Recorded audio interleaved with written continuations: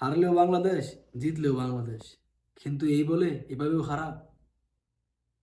তারা কি সবাই মেসির হ্যাটট্রিক দেখে তারা নিজেরাও কি হ্যাটট্রিক ছক্কা মারতে চাইছিল না কে এভরিওয়ান?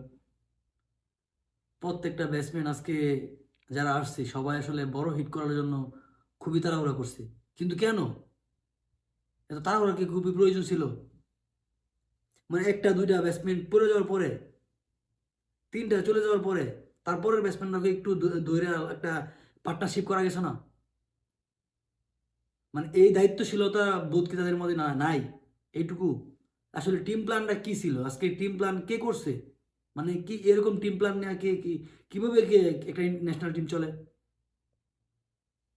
ব্যাটিং এ এই বাজে নাজেহাল অবস্থা, অথচ প্রত্যেকটা ব্যাটসম্যান আমার কেপাবল, তাদের মধ্যে কোয়ালিটি আছে, তারা আউটপুট দিতে পারতেছে না। কি প্ল্যানিং করছে ছন্নছাড়া ব্যাটিং, ব্যাটিং পজিশন, ব্যাটিং করছে সবাই এভরিওয়ান। কেন এমন কেন? বাবা পাওয়ার প্লেতে সাইফ চলে গেছে, তানজিদ চলে গেছে, ধরলাম সৌম্য চলে গেছে। হৃদয় মামা তুমি আইসা আজকে দায়িত্বশীল ভূমিকাটা পালন করতে পারলাম না। এত সুন্দর একটা ফ্লাইং ছক্কা মারার পরে, এ সুন্দর একটা স্টার্ট হওয়ার পরে তোমার আসলে ওইখানে টিকে থাকার দরকার ছিল। আর সাকলাইনের পজিশন এই ছক্কা এই 6 নম্বরে না, সাকলাইন 6 নম্বরের ব্যাটসম্যান না। সেটাও বড় কথা না। বড় কথা হচ্ছে আমার এই 5 জন 6 জন ব্যাটসম্যান যেভাবে আউট হয়েছে, মানে উপর থেকে শুরু করে লাস্ট পর্যন্ত, মানে আউট হওয়ার ধরন দেখে মানে এই বুঝতে পারতেছি না আসলে এটা কি কোন ধরনের প্ল্যানে তারা আজকের ম্যাচটা খেললো।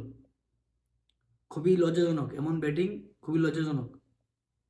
ভাই হারলেও বাংলাদেশ, জিতলেও বাংলাদেশ, কিন্তু এই বলে এই হারা না। ঠিক আছে? তো নেক্সট খেলায় আমি আশা করি প্রত্যেকটা প্লেয়ার তার দায়িত্ববোধ থেকে প্রত্যেকটা ম্যাচ খেলবে এবং উইকেট পড়ে যাওয়ার পরে সিচুয়েশন অনুযায়ী ব্যাটিং করবে। এটাই হলো কি আসল ক্রিকেট।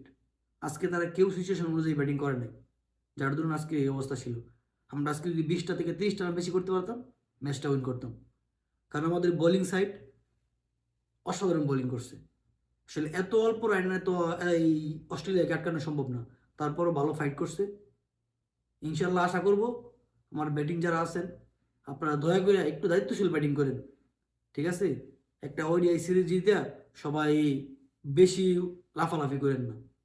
ম্যাচ বাই ম্যাচ খেলেন, ধারাবাহিক পারফরমেন্স করেন, ইনশাল্লাহ ভালো কিছুই হবে। আল্লাহ হাফেজ।